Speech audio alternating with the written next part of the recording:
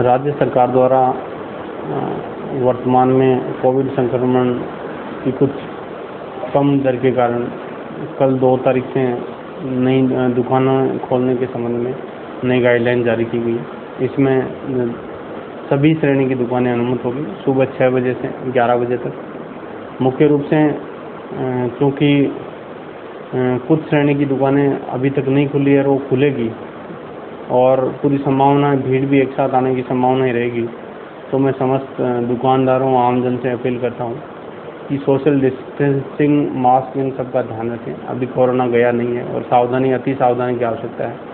आज हमने दुकानदारों, सब्जी वालों के सैंपल लिए और ये प्रक्रिया अनवरत रहेगी। साथ ही माननीय जिला कलेक्टर महोदय द्वारा दिए गए निर्देशों के क्रम में और राज्य सरकार के गाइडलाइन के हिसाब से हमारी जॉइंट एनफोर्समेंट टीमें लगातार फील्ड में सक्रिय रहेगी। हमारी कोशिश व्यापार संघों से बात करने की भी है और उनसे भी मेरा ये आग्रह है, अगर किसी भी स्थान विशेष में, गली में या मार्केट में ज़्यादा भीड़ भाड़ रहती है, दुकानदारों द्वारा सोशल डिस्टेंसिंग, मास्क, इन चीज़ों का ध्यान नहीं रखा जाता है, ऐसे ग्राहकों को सामान दिया जाता है जिनके मास्क नहीं हो, कपड़े, विशेष रूप से कपड़े की दुकानें जहाँ ज़्यादा लोगों को बैठा रखा है, किसी प्रकार की सैनिटाइजेशन की व्यवस्था नहीं है, उन क्षेत्रों में जहाँ पालना नहीं की जाएगी 7 दिन के लिए उस संपूर्ण मार्केट, गली को बंद कर दिया जाएगा। तो मेरी सभी से यही आग्रह है कि गाइडलाइन की पालना करते हुए केवल छूट मिलने का ये मतलब नहीं है कि आप इसका अनावश्यक रूप से मिसयूज करें। अगर गाइडलाइन की पालना नहीं की गई, सोशल डिस्टेंसिंग, मास्क, इनकी पालना नहीं की गई, तो निश्चित तौर पर उन दुकानों को, न केवल दुकान को, उस एरिया को ही बंद कर दिया जाएगा 7 दिन के लिए। तो समस्त दुकानदार भी इस चीज़ के लिए अन्य को मोटिवेट करें कि मान लो आपकी गली में किसी दुकानदार द्वारा अनावश्यक रूप से भीड़ भाड़ की जा रही, तो आप हमारे कंट्रोल रूम पे सूचना दें, पुलिस थाने में सूचना दें, हमारी जॉइंट एनफोर्समेंट टीमों को दें, फ़ोटो डालें, वीडियो डालें, ताकि हम उस पर कार्रवाई कर सकें। तो मैं पुनः सभी से अपील करता हूँ, समस्त दुकानें 6 से 11 तक जो अनुमत दिन है उसमें खुलेगी और किसी भी प्रकार की आपाधापी नहीं करें। आप लोग अगर व्यवस्था से रहोगे, कोरोना संक्रमण की दर है उसमें कम आएगी, तो हो सकता है समय बढ़ जाए। और अगर आपके द्वारा असावधानी बरती जाएगी तो कोई ज़रूरी नहीं है आदेश आज कल से खुलने का है, कभी भी वापस बंद करने का भी आ जाए संक्रमण बढ़ने की। तो सभी लोगों से मेरी अपील, बिना मास्क कोई भी नहीं निकले, सोशल डिस्टेंसिंग की पालना करें और किसी प्रकार की मार्केट में आपाधापी नहीं करें। मार्केट में पर्याप्त सामान है, लोग भी ये ध्यान रखें कि कल दुकानें खुलते ही कहीं टूट नहीं पड़े। इन सब चीज़ों का विशेष ध्यान रखें। यही मेरी समस्त नातराम के लोगों से अपील है और हमारी टीमें भी लगातार कल फील्ड में रहेगी। जो जागरूक लोग हैं उनसे हमारा ये आग्रह रहेगा कि आप लगातार फ़ोटोज़, वीडियोज़, इनके माध्यम से हमें भी अवगत कराएं कि कहीं भी किसी भी जगह इस प्रकार की पालना नहीं की जा रही है, तो हम उसके खिलाफ नियमानुसार जो भी कार्रवाई होगी, कड़ी से कड़ी कार्रवाई हमने में।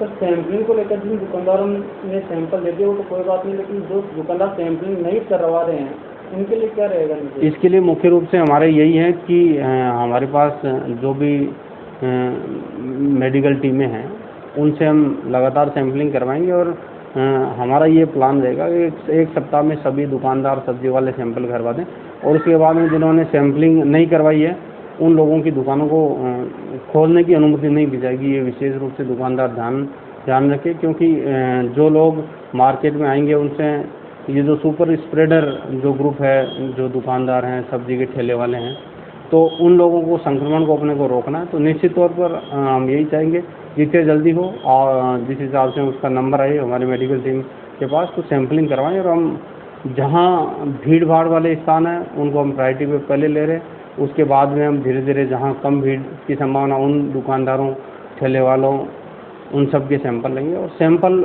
100% जो सैंपल देगा, जो नेगेटिव होगा वो दुकान खोल पाएगा, जो मान लो पॉजिटिव है या जो सैंपल नहीं दे रहा है उसकी दुकान को बंद कर दिया जाएगा। और विशेष रूप से जो दुकान में जितने भी लोग काम करते हैं सभी लोग सैंपल करवाएं। यह देखा जा रहा है कि दुकान में 3 काम करने वाले एक जना ही सैंपल करवा रहा है, ये स्थितियाँ बिल्कुल नहीं चलेगी।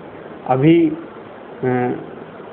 कोई भी ये नहीं कह सकता कि ये संक्रमण की जो ये लहर है वो गई, क्योंकि अपन ने फरवरी में देखा केसेज बहुत कम थे, बिल्कुल पीक आई, स्थितियाँ बहुत बिगड़ी।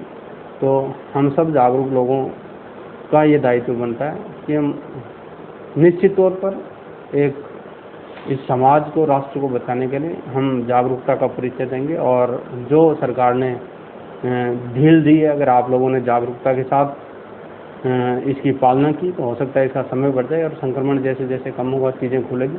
और अगर आपने लापरवाही बरती तो निश्चित तौर पर जो ये आपको अनुमति मिली है उसको भी पूरी संभावनाएं फिर से ख़त्म की जा सकती है। अपन ने देखा कोरोना की पहली लहर में जो 60+ लोग थे और या जो गंभीर बीमारी से ग्रस्त है वो ज़्यादा प्रभावित हुए। दूसरी लहर में युवा लोग चपेट में आए, क्योंकि जो पहले चरण में जो लोग प्रभावित हुए उनका वैक्सीनेशन हो गया। अब मुख्य रूप से तीसरी लहर की अपने को तैयारी करनी है। मुख्य रूप से बच्चों में इसका प्रभाव देखा जा रहा है। किसी भी प्रकार से बच्चों में किसी प्रकार का संक्रमण हो, आप तत्काल अपने नज़दीकी स्वास्थ्य केंद्र पर जाएं, उनको सैंपलिंग करवाएं। हमने सरकार के निर्देशों के अनुक्रम में सभी प्रकार के बच्चे जिनमें लक्षण है उनके 100% हम सैंपलिंग करवा रहे हैं। इसके अलावा जो मेडिकल टीमें भी डोर टू डोर जा रही है, मोबाइल वैन जा रही है, आंगनबाड़ियों में सर्वे करवाया जा रहा है। तो विशेष रूप से आप बच्चों की स्क्रीनिंग जरूर कराएं। और जो टीकाकरण से वंचित वर्ग सबसे बड़ा यही है, तो इस पर प्रभावित होने की भी संभावना है। तो इसको लेके हमारे द्वारा भी लगातार जो स्वास्थ्य के लिए जो कार्रवाई करनी है उसकी भी लगातार तैयारियां चल रही है। तो आप लोग भी इसमें संपूर्ण रूप से जागरूकता रखें।